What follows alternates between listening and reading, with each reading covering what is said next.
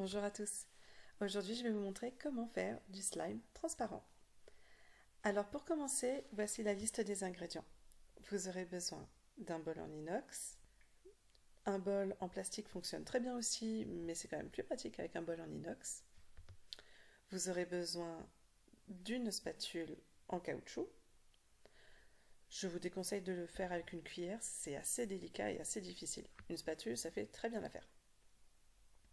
Bien sûr, prenez une spatule qui vous sera entièrement dédiée à faire du slime, ne la réutilisez pas ensuite pour faire de la pâtisserie. Donc, ensuite, pour le matériel, ce sera tout.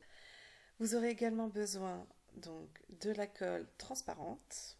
Vous pouvez prendre tout type de colle transparente du moment que c'est dédié pour les activités manuelles. Donc il y a la colle Cléopâtre qui fonctionne très très bien et en plus elle sent vraiment bon, c'est agréable à travailler.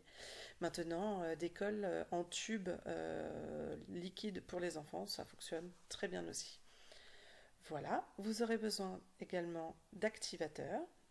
Donc si la composition de l'activateur et comment le faire vous intéresse, n'hésitez pas à le dire dans les commentaires, je me ferai un plaisir de vous faire une vidéo sur comment faire un activateur. Vous pouvez également, donc ça je le montrerai plus tard, utiliser de la lessive ou encore du produit pour les lentilles. Je vous montrerai pourquoi un peu plus loin dans la vidéo. Donc pour commencer, c'est tout simple, on prend son bol, on prend sa colle et on va verser donc la colle dans le bol. Simplement, prenez la quantité de colle dont vous avez besoin. Donc forcément, si vous voulez faire un petit slime, vous prenez un petit peu de colle et beaucoup de slime, beaucoup de colle. Il n'y a pas de dosage précis, donc voilà, vous le versez dans votre bol. Et ensuite, vous allez tout simplement verser votre activateur, mais petit à petit. Voilà.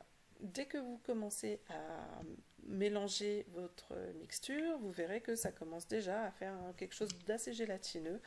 Ça veut dire que vous êtes sur la bonne voie et que votre activateur fonctionne bien. Donc d'ailleurs, je précise, si vous le faites avec de la lessive ou du produit à lentilles et que dès les premières secondes, vous voyez qu'il ne se passe rien du tout, malheureusement, ça signifie que votre slime ne va pas fonctionner et que ça ne sert à rien de s'acharner dessus. Donc là, le but, ça va être vraiment de mélanger jusqu'à ce qu'on obtienne une texture assez agréable à travailler. Et alors, il y a une petite astuce pour savoir si le slime est suffisamment travaillé ou pas. Vous verrez, c'est que en fait, ça commence à se décoller des parois.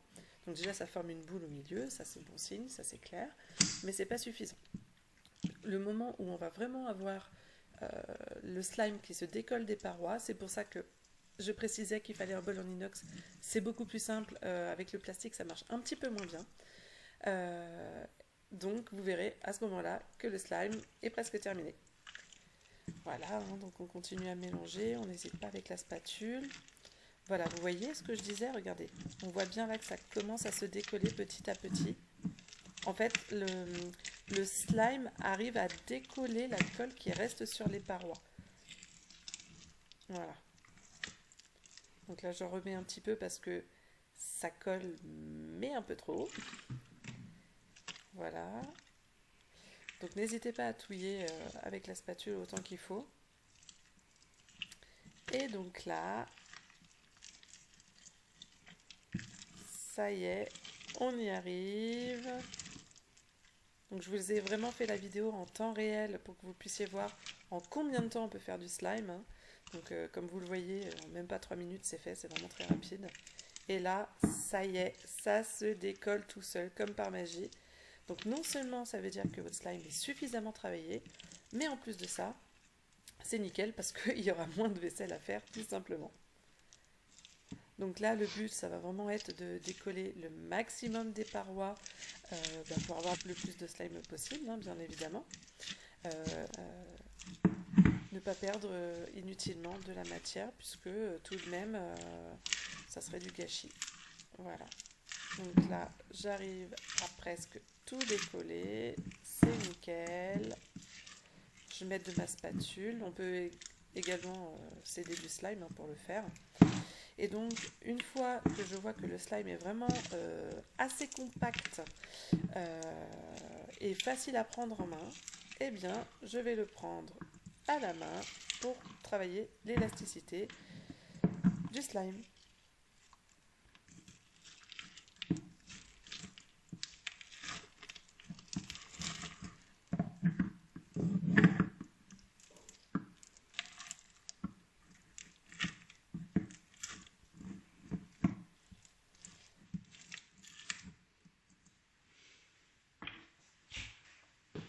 Vous pouvez donc prendre n'importe quelle lessive liquide du moment qu'elle contient de l'agent de conservation.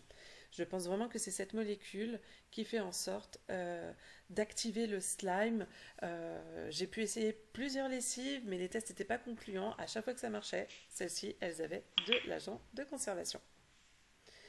Donc là, je peux commencer à travailler à la main mon slime. Voilà.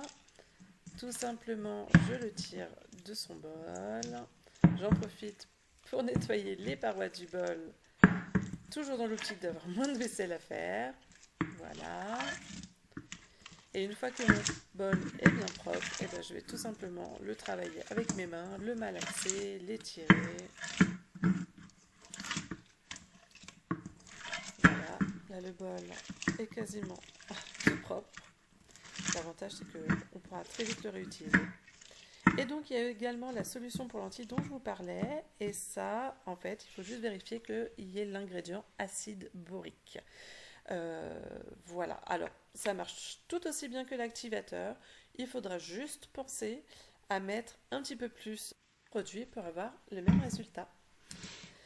Voilà, donc on le malaxe bien. Et ensuite, on va essayer vraiment de travailler l'élasticité de la matière, histoire d'avoir quelque chose d'assez liquide, mais pas trop. Donc là, ça peut faire un peu peur. On voit que c'est blanc, c'est pas transparent du tout. Mais en fait, c'est juste une question de repos. Là, en fait, à force de mélanger, ça fait plein de microbules à l'intérieur du slime. Et c'est pour ça qu'on a l'impression que c'est blanc ou opaque. Mais en fait, pas du tout.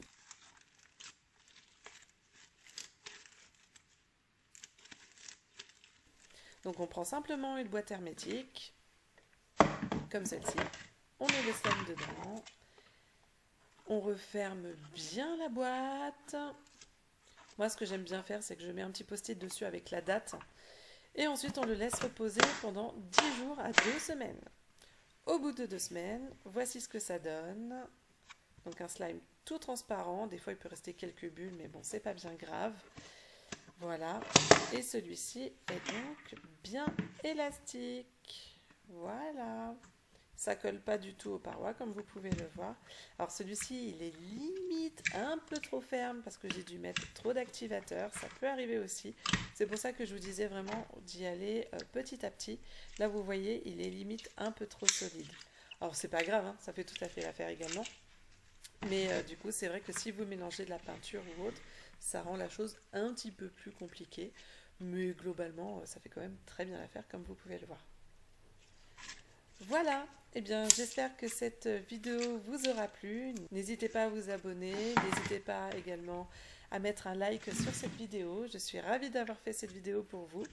N'hésitez pas à me dire également ce que vous en pensez dans les commentaires et je vous dis à très bientôt.